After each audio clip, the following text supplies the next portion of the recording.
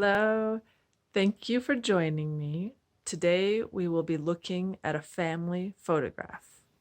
This one right here.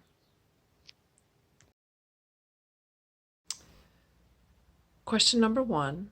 Who is the woman with dark gray hair? She has a boy on her lap, and she is probably the grandmother. That is this woman right here. Question number 2. Who has long, light brown hair, a blue dress, and is probably the mother of the children?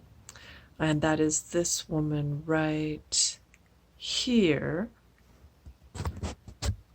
Question number 3 is, who is the man in the blue t-shirt? He has a beard and mustache, and he is probably the father of the children. That is this man here. Question number 4 was, who is the boy with the blonde hair? He's younger, and he's sitting on his grandmother's lap. That is this boy right here. Question number 5, which boy has long hair?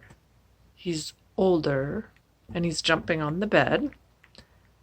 That is this boy here. Question number 6, who is wearing a gray t-shirt? He has dark gray hair, and he's probably the grandfather.